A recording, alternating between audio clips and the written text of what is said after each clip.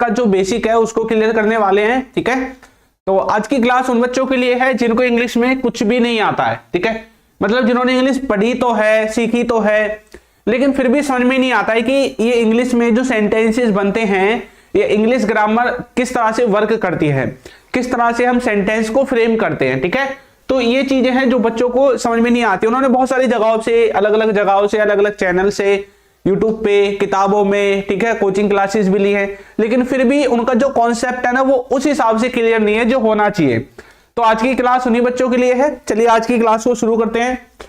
सबसे पहले मैं आपको यहां पर एक सेंटेंस दिखाऊंगा, एक नहीं बल्कि दो दिखाऊंगा। ठीक है, और दोनों सेंटेंसेस में आपको एक चीज नोटिस करनी है कि यहां पर जो ट्रांसलेशन हुआ है हिंदी से इंग्लिश में, इंग्लिश से हिंदी में, जैसे भी आप समझो, वो हुआ किसके बेसिस पे है। ठीक है, क्या क्या चीजें हमें यहां पे जरूरत पड़ी अपने सेंटेंसेस को बनाने के लिए। ठीक है भाई, चलिए सभी बच्चों को गुड इवनिंग, करते हैं स्टार्ट।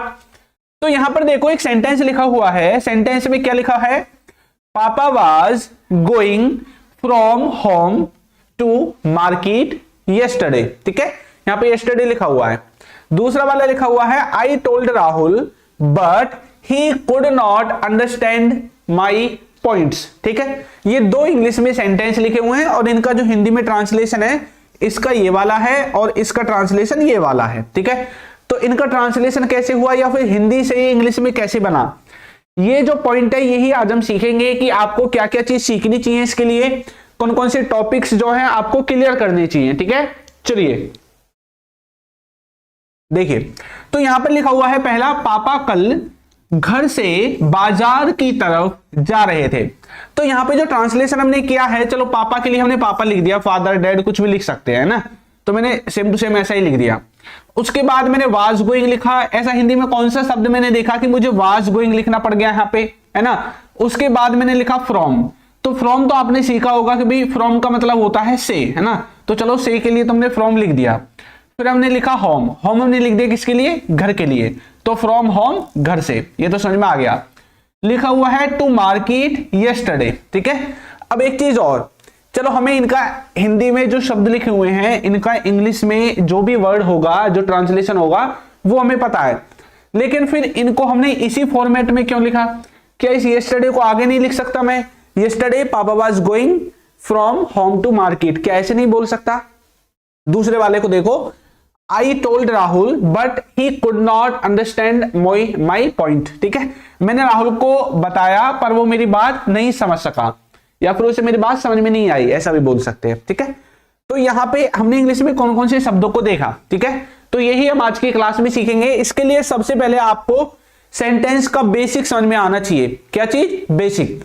अब बेसिक यदि किसी बच्चे को क्लियर है, ठीक है, सेंटेंस का बेसिक क्लियर है, तो इंग्लिश में कोई भी ऐसा सेंटेंस नहीं है जो उससे बनेगा नहीं। सभी सेंटेंसेस आप आसानी से बना सकते हैं अगर आपका बेसिक कॉन्सेप्ट क्लियर है। ठीक है, देखिए यहां पे देखो, आपको सबसे पहले ये कॉन्सेप्ट सीखना है। कौन सा? Person concept. ठीक है, पर्सन कॉन्सेप्ट आप सीखोगे। पर्सन कॉन्सेप्ट के अंदर आपको first person, second person, third person, ये चीजें आपको बिल्कुल आपके दिमाग में छप जानी चाहिए। भले ही इनका नाम आपको याद ना हो कि भाई ये फर्स्ट पर्सन के अंदर आता है, थर्ड पर्सन के, सेकंड पर्सन के, लेकिन इनके अंदर जो शब्द आते हैं, इनके अंदर यही चीजें आती हैं। कहां गई वे? अच्छा, यहां पे नहीं लिखी हुई। इनके अंदर पर्सन कॉन्सेप्ट में क्या क्या आता है? जैसे ही हो गया, सी हो गया, इट हो गया, आई, वी, यू, दे। इनका फंक्शन आपको आना चाहिए कि कौन सा किसके साथ इस्तेमाल होता है। ठीक है, किसके साथ कौन सी वर्ब लगती है। उसके बाद दूसरा जो है वो आपको हेल्पिंग वर्ब के बारे में जानकारी होनी चाहिए। अगर आपको हेल्पिंग वर्ब के बारे में जानकारी नहीं है तो इंग्लिश में आप एक सिंगल सेंटेंस नहीं बना सकते। ये मुझसे लिख के ले लो। अगर कोई बच्चा ये बोलता है कि सर मुझे हेल्पिंग वर्ब के बारे में पता ही नहीं है और मैं फिर भी इंग्लिश बना रहा हूं, तो ऐसा बना ही नहीं सकता। या तो उसे पता है और उसे खुद नहीं पता कि उसे हेल्पिंग वर्ब के बारे में पता है। ठीक है, अगर जिसको इसके बाद देखो, एक बार आप इंग्लिश में और चीजें भूल जाओ, ठीक है, मान लो एक बार आप भूल गए, लेकिन अगर आपको हेल्पिंग वर्ब आती है तो सेंटेंस में आप कुछ भी कर सकते हैं। कुछ भी, किसी भी सेंटेंस को कहीं पर भी कन्वर्ट कर सकते हैं, प्रेजेंट से पास्ट में, पास्ट से फ्यूचर में, मॉडल्स में, टेंसेस में, कहीं पे कुछ भी आप घुमा फिरा सकते हैं अगर आपको हेल्पिंग वर्ब आती है। ठीक है, और एक आपको मेन वर्ब के बारे में पता होना चाहिए। ठीक है, ये 3 कॉन्सेप्ट है, अगर ये 3 आपको समझ में आ गए तो फिर इंग्लिश आप बना ही लोगे। ठीक, अब हेल्पिंग वर्ब के अंदर ये जितनी भी वर्ब की जो हेल्पिंग वर्ब है ये आपको दिख रही है, ये सब की सब आएंगी। ठीक है, और ये भी हेल्पिंग वर्ब ही होती हैं। ठीक है, इनका मीनिंग अलग अलग होता है अलग अलग जगहों पे। ठीक, और देखो ये जो वर्ब है मेन वर्ब, इसको तो आप जानते ही हैं कि भाई इसमें जो भी हम काम करते हैं वो सब चीज यहाँ पे आती है। ठीक है, अब हम सबसे पहले पर्सन कॉन्सेप्ट के बारे में सीखेंगे। उससे पहले अगर किसी बच्चे को कोर्स वगैरह लेना है तो आप हमारी एप्लीकेशन डाउनलोड कर सकते हैं, अल्फा स्पोकन इंग्लिश। ये इसका लोगो है, आपको प्ले स्टोर पे मिल जाएगी। अगर आपका मन है लेने का कि भाई हमें तो सब चीज एक ही जगह चाहिए, हमें ऐसा कोर्स चाहिए जिसमें सब कुछ हो बेसिक से एडवांस तक, तो आप हमारी एप्लीकेशन डाउनलोड कर लो, इसी में आपको कोर्स वगैरह मिल जाएगा। ठीक है, कोई इशू होता है तो नंबर यहाँ पे है, व्हाट्सएप पे आप मैसेज टाइप करके भेज सकते हैं। ठीक है, और बाकी ये लिंक आपको ये वीडियो के नीचे भी मिल जाएगा और नंबर पे मैसेज करोगे तो वहां पे भी मिल जाएगा। देखो सबसे पहले हमें पर्सन कॉन्सेप्ट के बारे में पता होना चाहिए कि भाई ये first person, second person, third person जो हैं ये क्या होते हैं। ठीक है, अब जो बच्चे रेगुलर क्लास ज्वाइन करते हैं उनको तो पता है, अब आपको यही नहीं पता कि क्लास टाइम क्या है। तो क्लास लगती है मंडे को, वेडनेसडे को और फ्राइडे को रात को 8 बजे। ठीक है, अगर कोई ऐसा बच्चा है जो इंग्लिश सीखना चाहता है लाइव, तो रात को हमारी क्लास ज्वाइन कर सकता है। देखो अब ये पर्सन कॉन्सेप्ट है ना, ये पर्सन क्या है? पर्सन तो किसी व्यक्ति को कहते हैं। हाँ भाई ये कोई पर्सन हो सकता है, ये भी पर्सन है। ठीक है, ये भी कोई पर्सन है। तो हमने क्या किया, इन पर्सन्स को, ठीक है, इनका जो प्रोनाउन होता है, जैसे ही हो गया लड़के के लिए, शी हो गया लड़की के लिए, इट हो गया किसी वस्तु के लिए, तो हमने उसमें कन्वर्ट करके और उनको पर्सन कॉन्सेप्ट में रख दिया। भाई first person, second person, third person. अब जैसे कि मैं बोल रहा हूं तो जो बोलने वाला व्यक्ति होता है, जैसे मैं बात कर रहा हूं आपसे तो मैं बोल रहा हूं, तो बोलने वाला व्यक्ति होता है फर्स्ट पर्सन। अब मैं यानी कि आई, तो आई किस में आ जाएगा? फर्स्ट पर्सन में। ठीक है, ऐसे इनको रखते हैं।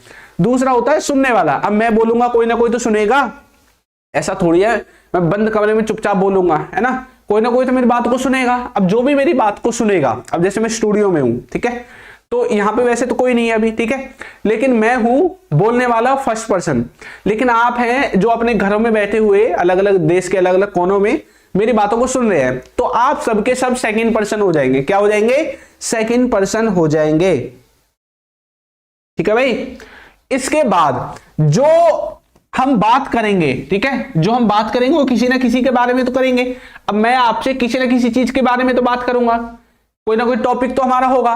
तो जो वो थर्ड व्यक्ति है, थर्ड चीज है, थर्ड टॉपिक है, उसको तीसरा टॉपिक तो बोलेंगे। हम दोनों से अलग कोई तीसरा ही चीज है वो, तो ऐसी जितनी भी चीजें हैं उनको थर्ड पर्सन के अंदर रखते हैं, यानी कि जिनके बारे में हम दोनों बात करते हैं। ठीक है, अब जैसे मैं बोल रहा हूं तो मैं फर्स्ट पर्सन, आप मेरी बात को सुन रहे हैं तो आप सेकंड पर्सन।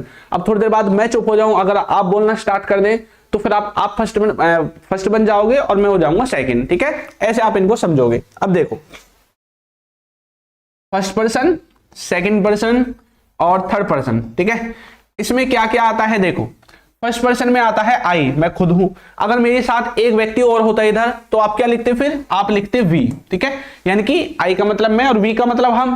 हिंदी तो आती है, हिंदी भी लिखना पड़ेगा। आई का मतलब मैं और वी का मतलब होता है हम। ठीक है, इतना तो आपको आना चाहिए भाई, ये छोटी मोटी चीजें।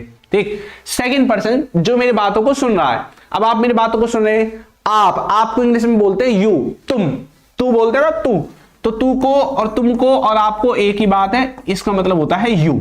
आप बोल लो, तुम बोल लो, या शुद्ध भाषा तू बोल लो, आप इसके लिए यू का ही इस्तेमाल करोगे।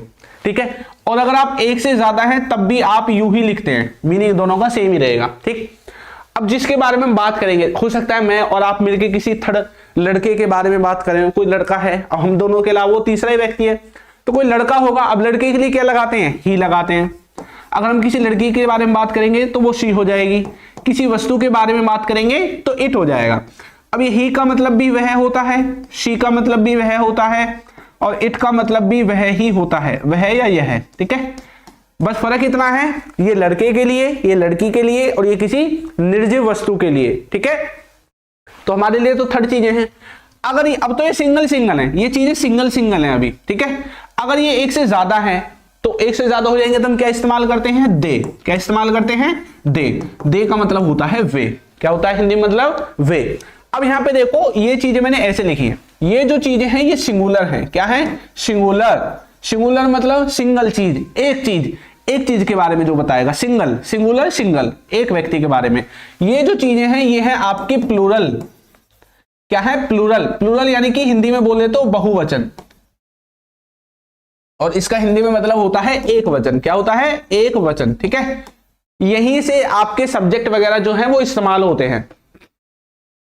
अब ये चीज आपको दिख रही है ना, इन्हीं के हिसाब से अब हम आगे हेल्पिंग वर्ब को लगाते हैं। किसको लगाते हैं? हेल्पिंग वर्ब को इस्तेमाल करते हैं। ठीक है, जिस बच्चे का ये यहां तक कॉन्सेप्ट क्लियर है एक बार हैंड रेज कर देंगे, ठीक है, चैट में, और अपने घर पे भी कर सकते हैं। अगर आप चैट नहीं कर पाते हैं तो घर पे भी कर सकते हैं कि सर हमारा क्लियर है, बोल दीजिए, बस मुझे सुन जाएगा यहीं से। ठीक है, तो आपका फर्स्ट पर्सन में आई और बी, सेकंड पर्सन में यू आता है दोनों तरफ, थर्ड पर्सन में ही, सी, इट और दे का आप इस्तेमाल करते हैं, और इनमें ये प्लूरल होते हैं और ये वाले आपके सिंगुलर होते हैं।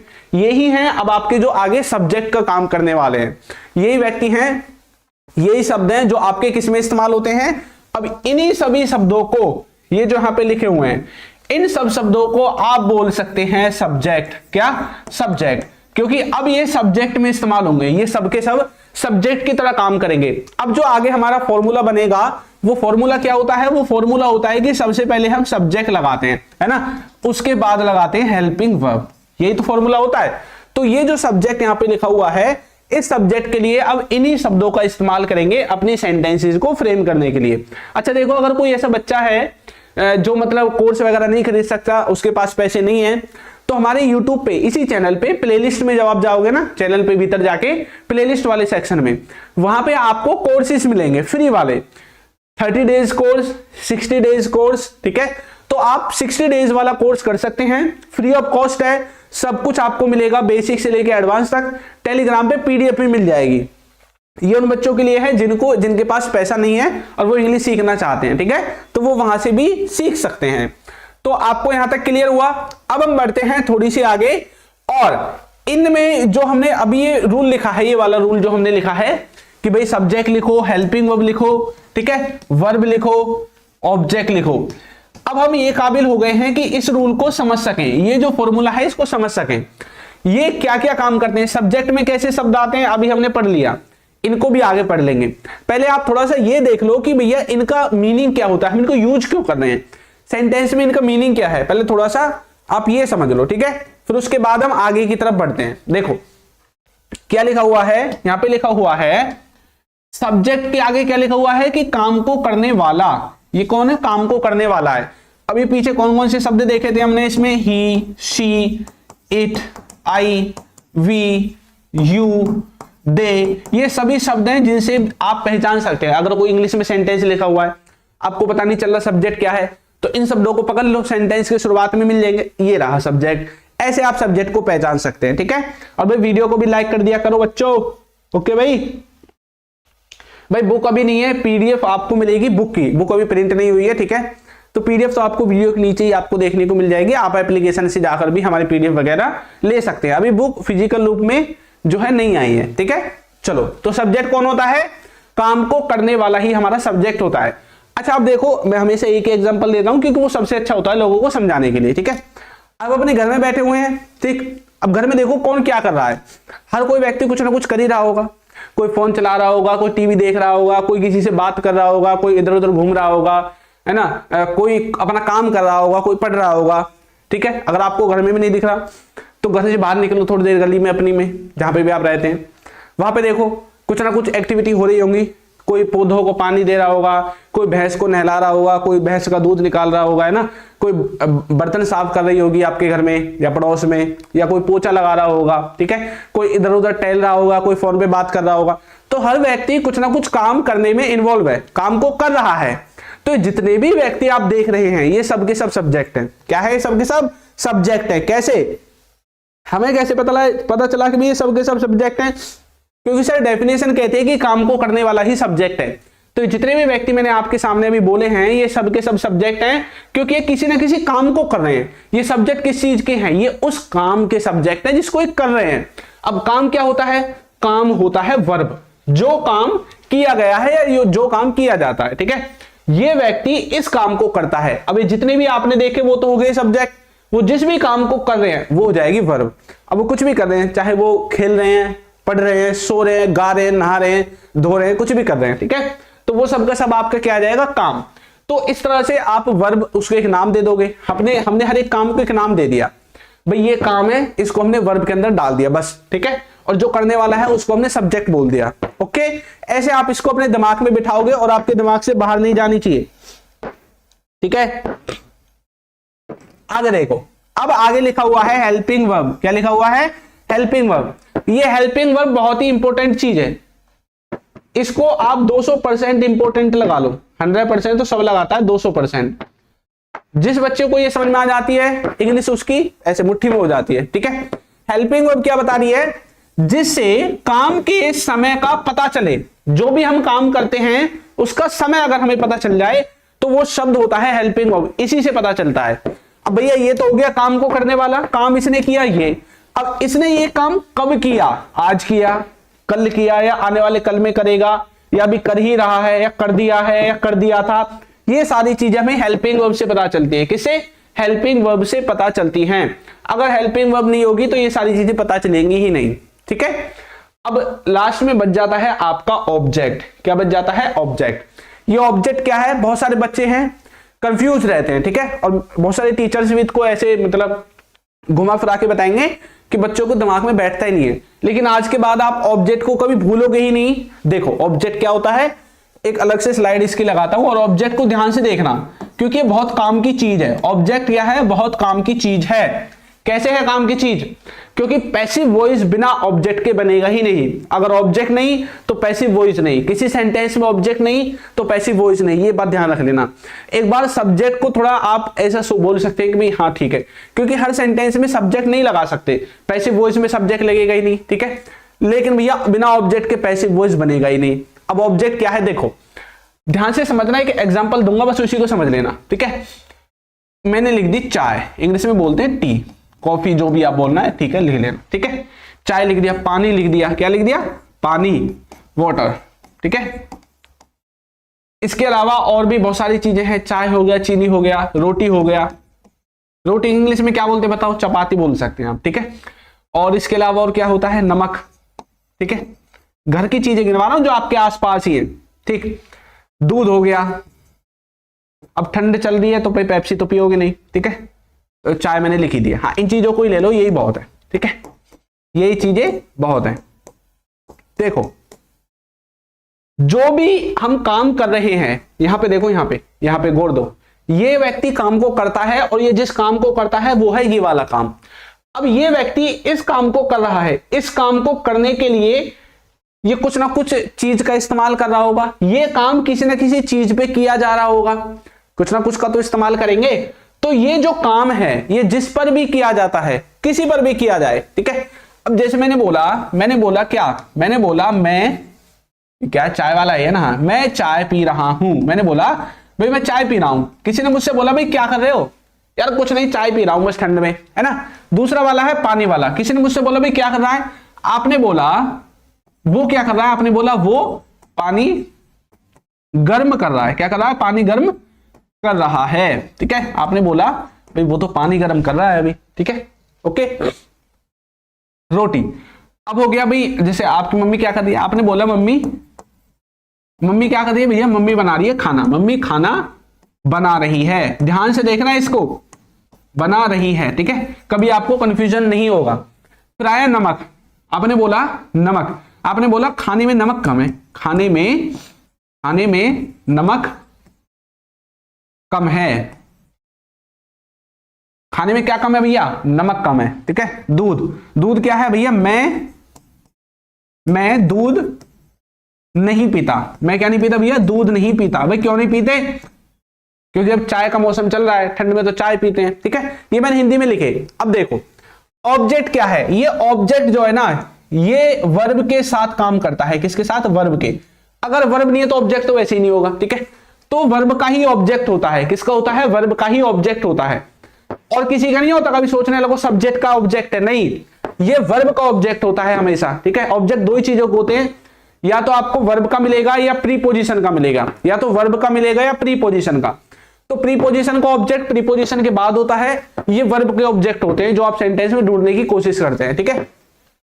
वर्ब से फिर जब ये वर्ब का ऑब्जेक्ट है तो यही बताएगी हमें कि भाई ये ऑब्जेक्ट कहां पे लगा हुआ है सेंटेंस में, है ना। जब इसका है तो यही तो बताएगी कहां पे है। ये बताएगी कब, जब इससे हम सवाल करेंगे क्या, व्हाट और whom। क्या सवाल करेंगे, व्हाट और whom। व्हाट का मतलब होता है क्या और whom का मतलब होता है किसको। क्या मतलब होता है, किसको।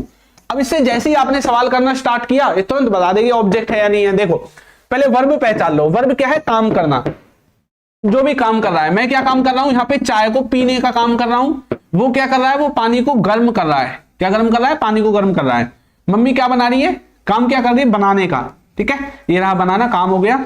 खाने में क्या कम है, नमक कम है। अच्छा इसमें कोई काम हो रहा है क्या, चलो इसमें काम नहीं हो रहा, इसको अलग से देखेंगे। ठीक है, मैं दूध नहीं पीता, इसको हटा दो यहां से। ठीक है, मैं क्या नहीं पीता, दूध नहीं पीता। काम क्या हो रहा है, पीने का। ठीक है, यहां पे भी पीने का काम है। अब देखो मैं जैसे ही वर्ब से सवाल करूंगा, क्या, मैं चाय पी रहा हूं।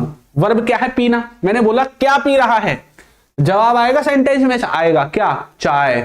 तो ये चाय आपका क्या हो जाएगा, ऑब्जेक्ट। ठीक है, यहां पे चाय क्या है, आपका ऑब्जेक्ट है। देखो किसको पी रहा हूं, भैया चाय को पी रहा हूं, तो चाय आपके क्या हो गया, ऑब्जेक्ट। अगर एक का भी जवाब आता है वो ही ऑब्जेक्ट है। वो पानी गर्म कर रहा है, मैंने बोला गर्म करना वर्ब है। क्या गर्म कर रहा है, पानी, तो पानी आपका क्या है, ऑब्जेक्ट है। किसको गर्म कर रहा है, पानी को, तो पानी ही ऑब्जेक्ट है।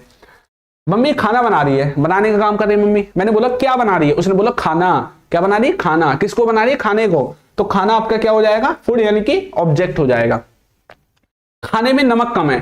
ठीक है, तो भाई क्या कम है, उसने बोला नमक, तो नमक ही आपके एक तरह से ऑब्जेक्ट की तरह काम कर देगा। ठीक है, मैं दूध नहीं पीता, पीना वर्ब हो गया। भाई क्या नहीं पीता, दूध। किसको नहीं पीता, दूध को, तो दूध यहां पे हो जाएगा आपका ऑब्जेक्ट। ऐसे आप ऑब्जेक्ट को पहचानोगे। अगर ऐसे पहचानोगे तो कभी भी आप ऑब्जेक्ट को सेंटेंस में गलत सिलेक्ट नहीं करोगे। ठीक है, यह है ऑब्जेक्ट को पहचानने का सही तरीका। अब मैं कुछ सेंटेंस दिखाता हूं जिनमें बच्चे कंफ्यूज हो जाते हैं, सर में ये ऑब्जेक्ट है क्या। देखो मैंने बोला मैं स्कूल जा रहा हूं। मैंने बोला मैं क्या कर रहा हूं भैया, मैं स्कूल जा रहा हूं। ठीक है, इंग्लिश मैंने बोली I am going to school. I am going to school. ठीक है, एक सेंटेंस और लिखते हैं, मैं स्कूल जा रहा हूं, वो बाजार से आएगा। वो बाजार से आएगा। इंग्लिश बना देता हूं, he will come from market.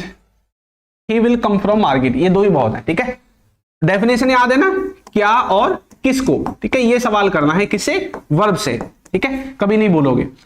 यहां पे काम क्या अपना पे चल रहा है, काम क्या, जाने का। गोइंग आपकी वर्ब है इसमें, और यहां पे है आना, कम। ठीक है, अब देखो मैं स्कूल जा रहा हूं, यहां पे जाने का काम हो रहा है, और कहां से आएगा, आने का काम हो रहा है, बाजार से। ठीक है, अब मुझे पूछना है क्या, वर्ब क्या है, जाना।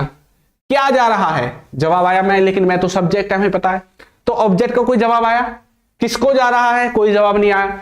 इस सेंटेंस में बच्चे क्या सोचते हैं कि आई हो गया सर हमारा सब्जेक्ट, एम हो गई हमारी हेल्पिंग वर्ब, गोइंग हो गए वर्ब, और सर ये हो गया ऑब्जेक्ट।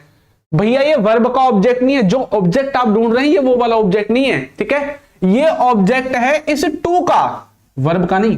टू क्या है, प्रीपोजिशन। और मैंने बताया था दो ही चीजों के ऑब्जेक्ट होते हैं, बस ऑब्जेक्ट बस दो ही चीजों के होते हैं। या तो वो होगा प्रीपोजिशन का, प्रीपोजिशन का जो ऑब्जेक्ट होगा वो प्रीपोजिशन के तुरंत बाद मिलेगा देखने को, या ऑब्जेक्ट होगा वर्ब का। अब वर्ब का ऑब्जेक्ट वर्ब के तुरंत बाद कभी आपको देखने को मिलेगा, कभी नहीं मिलेगा। ये दो शब्द छोड़ के भी मिल सकता है आपको पीछे, इसीलिए ये फॉर्मूला अपनाया जाता है वर्ब के ऑब्जेक्ट को पहचानने के लिए। प्रीपोजिशन का ऑब्जेक्ट हमेशा प्रीपोजिशन के तुरंत बाद देखने को मिलेगा, अगर होगा तो। ठीक है, ऐसे आप इनको समझोगे। आगे अभी सभी को समझ में, चलिए। तो यहां पे ये सेंटेंस जो है ऊपर वाला, इसमें ये जो टू स्कूल है ये ऑब्जेक्ट नहीं है। हाँ, ये स्कूल टू का ऑब्जेक्ट तो हो सकता है, लेकिन गोइंग का नहीं है, वर्ब का ऑब्जेक्ट नहीं है। ऐसे ही नीचे देखो, he will come from market, वह मार्केट से या बाजार से आएगा, आने काम है। क्या आएगा, वो, भाई ये तो सब्जेक्ट है हमें पता है। किसको आएगा, कोई जवाब नहीं, तो क्या का भी कोई जवाब नहीं, किसको का भी कोई जवाब नहीं। मतलब इस सेंटेंस में बच्चे क्या सोचते हैं, ही हो गया सब्जेक्ट, विल हो गया हेल्पिंग वर्ब, कम हो गया वर्ब, और सर ये इसको लिख देंगे ऑब्जेक्ट। ये ऑब्जेक्ट वर्ब का नहीं है, ये फ्रॉम क्या है, प्रीपोजिशन। ये प्रीपोजिशन का ऑब्जेक्ट है, हमें चाहिए था वर्ब का, तो वर्ब का ऑब्जेक्ट का जवाब यहां से मिलेगा। ठीक है, ऐसे आप इनको समझोगे। आगे सभी को समझ में, चलिए आज की क्लास जिसको समझ में आ जाएगी वो कभी आगे अटकेगा नहीं इन चीजों में, ठीक है। चलिए, तो यहां पे आपको चीजें क्लियर हुई कि ये ऑब्जेक्ट क्या है, कैसे पहचानते हैं। एक सेंटेंस और देखो, कोई व्यक्ति है, ठीक है, एक और समझाता हूं अच्छे से। ये एक व्यक्ति है, ये, ठीक है, चलो इसको कैसे ही बना देते हैं। ओके, ये व्यक्ति है, किसी ने इसकी आंख सुझा दी, आंख घूसा मार दिया भैया इसकी आंख पे, आंख सूज गई बहुत तगड़ी, ठीक है। ये आया घूसा, ठीक है, मार दिया भैया पंच इसके मुंह पे किसी ने। अब देखो, जिसने मारा है वो आपको भी नहीं दिख रहा, दिख रहा है क्या आपको? नहीं दिख रहा, मुझे भी नहीं दिख रहा, ठीक है, लेकिन ये दिख रहा है मुझे। ये कौन है? इसका नाम है मान लो राहुल। इसका नाम क्या है? राहुल है। इस व्यक्ति का नाम राहुल है। मैंने लिखा है यहां पे, ये कौन है भैया? राहुल। अब मुझे ये तो पता नहीं पीट कौन रहा है, लेकिन मुझे इस राहुल के बारे में जरूर पता है, राहुल को पीट रहा है कोई, ये तो मुझे पता है। तो यहां पे मैं लिखूंगा राहुल को पीट रहा है। मैंने क्या लिखा? राहुल को पीट रहा है। तो क्या आप बोलोगे इस सेंटेंस में सर राहुल सब्जेक्ट है? नहीं बोल सकते आप। क्यों नहीं बोल सकते?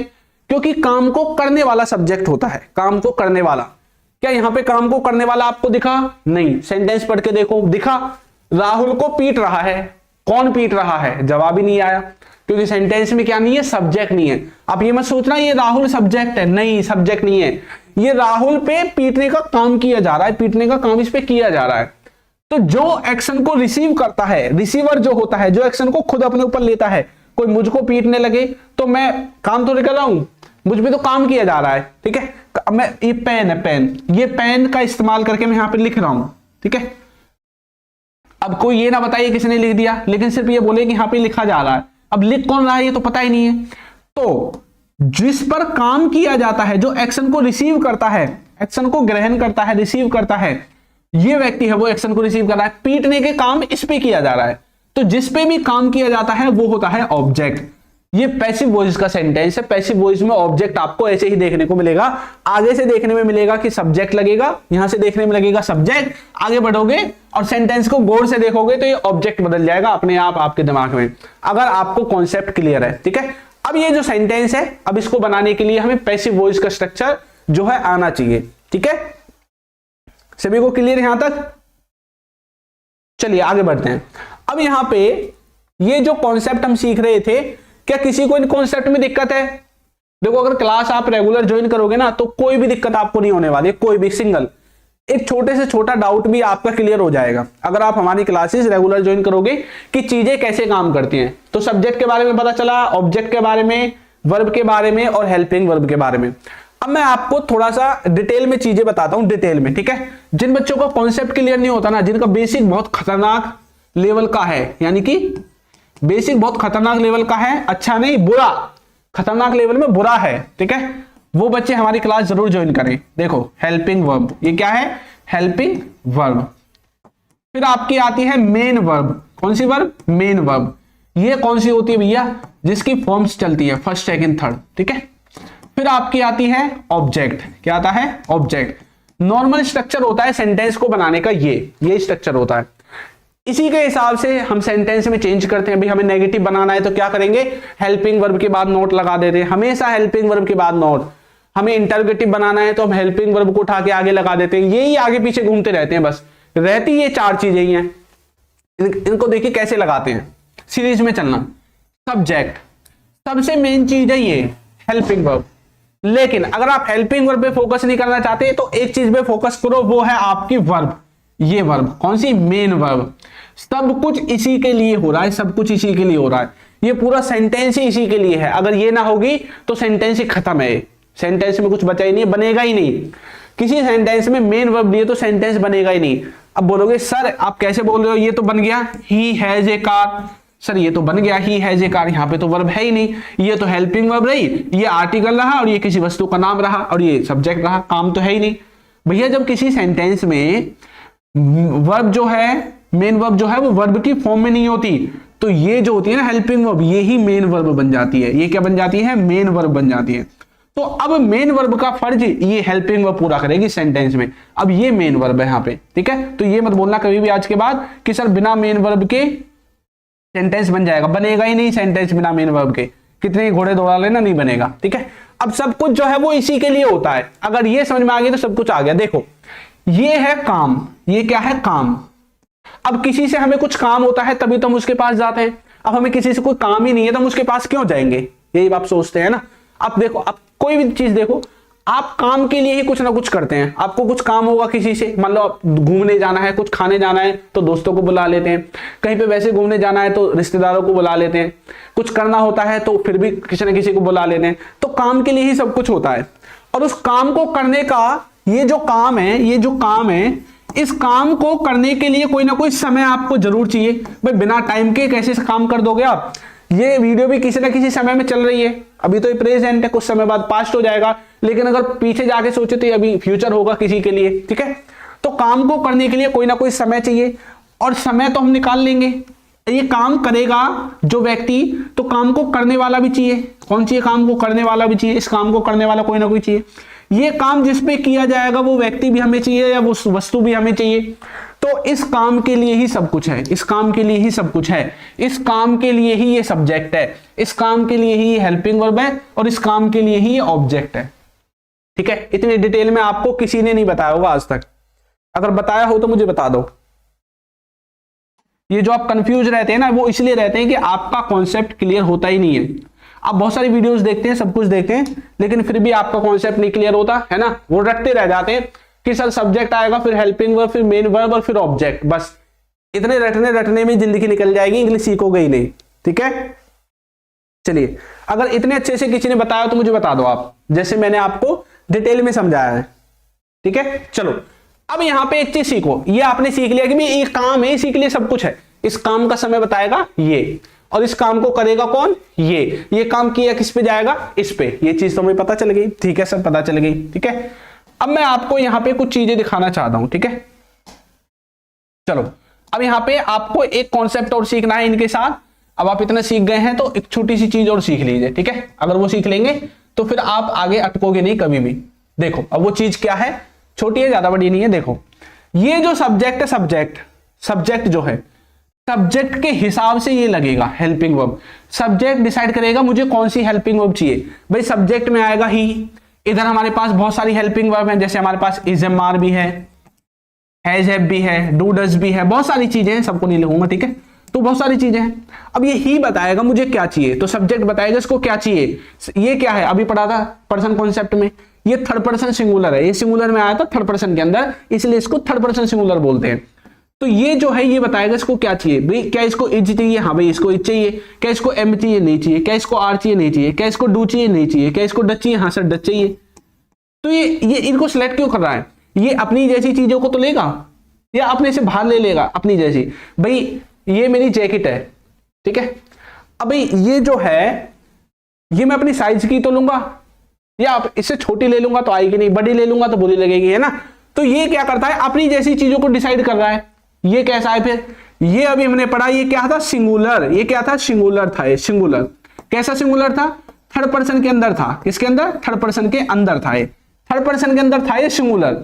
अब देखो, जो हमने पर्सन कॉन्सेप्ट पढ़ा था, जब मैंने आपको पर्सन कॉन्सेप्ट को पढ़ाया था, यहां पे देखो, जो बच्चे थे उस टाइम पे, देखो थर्ड पर्सन के अंदर है, ये रहा ही।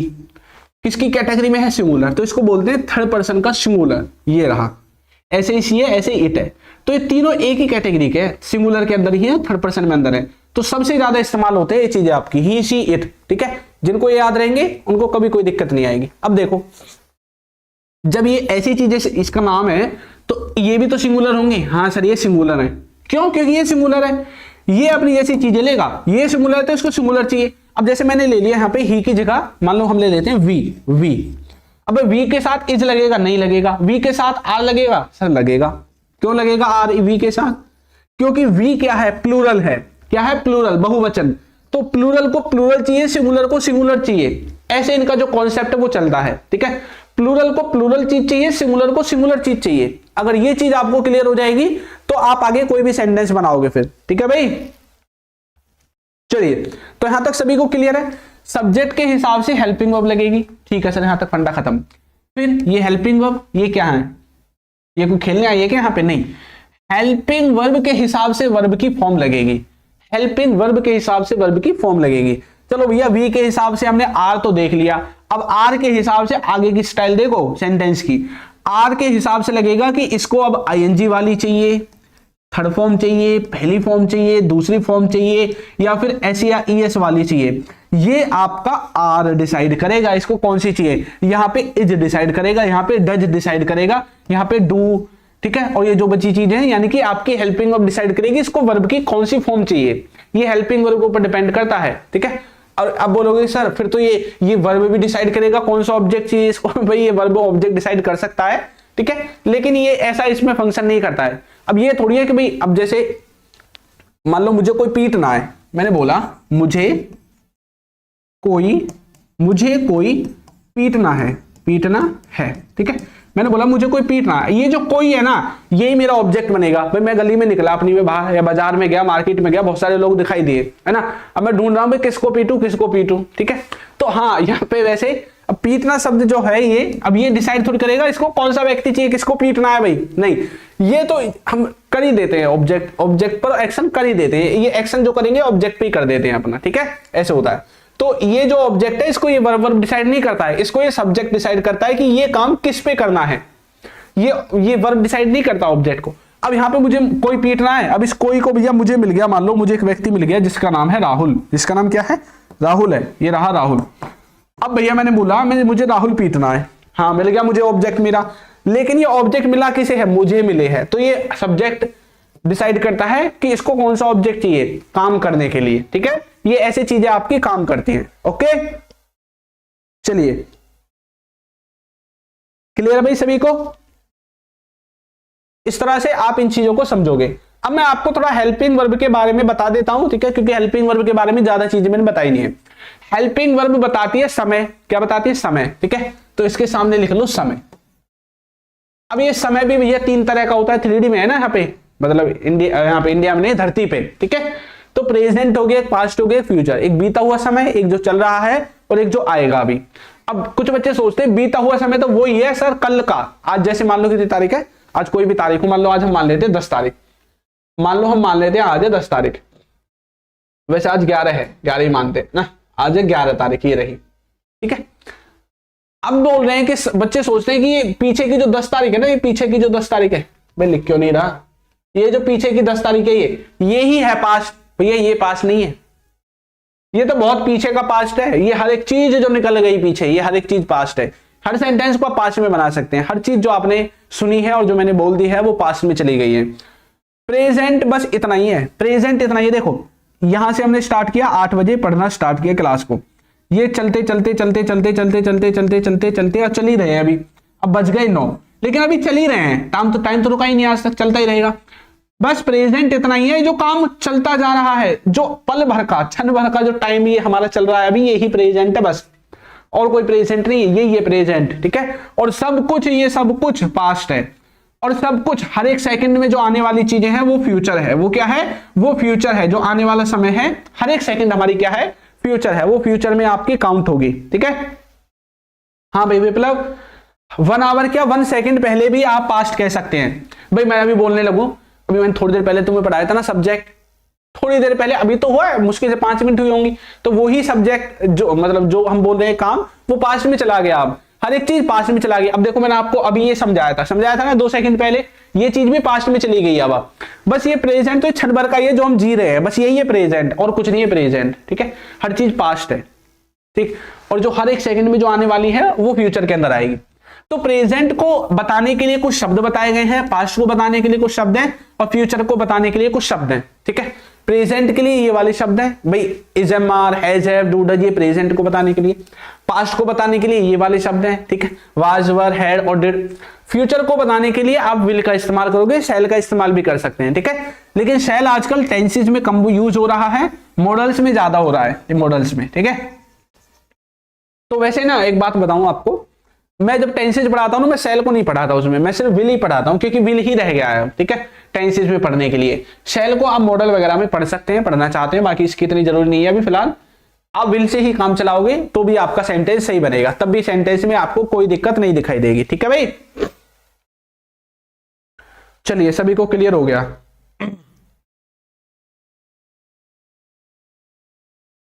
ये क्या बोल रहा है, मैं, मेरे पे, भाई क्या लिख रहे हो, आगे बढ़ते हैं। देखो अब मैं आपको कुछ हेल्पिंग वर्ब के बारे में बताता हूं, हेल्पिंग वर्ब समय के बारे में कैसे बताती है। देखो ये जैसे प्रेजेंट की हेल्पिंग वर्ब अभी पीछे लिखवाई थी, इज एम आर हो गया है, हैव डू डज, ठीक है, और ये पैसिव वॉइस वाली है, ठीक है। तो जैसे इज एम आर है, इज एम आर का मीनिंग क्या होता है, टेंस के हिसाब से बता रहा हूं, कोई काम लगातार चल रहा है, कोई काम हो ही रहा है। अब जैसे ये क्लास चल ही रही है, ठीक है, तो ये क्या है, ये आपका प्रेजेंट है और ये क्लास चल ही रही है। इस समय को बताने के लिए हमें इज एम आर की जरूरत पड़ेगी, ठीक है, ओके। हैज हैव, कोई काम खत्म या शुरू हो गया है, उन चीजों के लिए हैज हैव का इस्तेमाल करते हैं। तो ये चीजें तो आपको सीखनी पड़ेंगे भाई, इन चीजों को सीखे बिना कुछ नहीं होगा। अब ऐसा तो है नहीं एक ही क्लास में पूरी इंग्लिश को निचोड़ के आपके सामने परोस दिया जाए और वो भी 40 मिनट में, ऐसा नहीं होता है, ठीक है। तो आपको यहां तक सभी को क्लियर है ना, कोई दिक्कत वगैरह हो तो मुझे बता देना, ठीक है, कमेंट करके। कमेंट बॉक्स आप ही के लिए खुला है, ओके। और वर्ब की फॉर्म्स भी जो है भैया वो आपको याद करनी पड़ेंगी, बिना वर्ब की फॉर्म के भैया काम ही नहीं बता पाओगे तो काम करोगे कैसे। जब भाई किसी को काम ही नहीं बता पा रहे हैं तो करेंगे कैसे उस काम को। अगर कोई ऐसा बच्चा है जो कोर्स वगैरह लेना चाहता है तो ले सकता है, अल्फा स्पोकन इंग्लिश ऐप है, प्ले स्टोर पे मिल जाएगी। ये व्हाट्सएप नंबर दिख रहा है, इस पे मैसेज करोगे, आपके पास लिंक आ जाएगा एक मैसेज करते ही, ठीक है। डिस्क्रिप्शन में मिल जाएगी, आप जैसे कंफर्टेबल हो वैसे कर सकते हैं आप, ठीक है। इसी पे हमारे कोर्सेज मिलेंगे आपको। अगर किसी को कोई कोर्स लेना है, कोर्सेज में आपको 3 कोर्सेज हैं, एक 299 का है, एक 499 का है, एक 999 का है। अगर किसी बच्चे को बिल्कुल बेसिक से सीखना है तो 999 वाला ले, अगर किसी के पास पैसे हैं, ठीक है।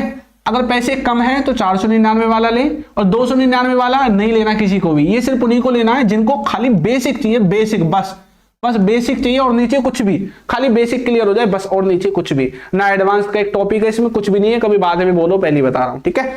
तो अगर आपको पैसे कम है तो 499 वाला, अगर आपके पास पैसे हैं कोई दिक्कत नहीं है तो 999 वाला ले।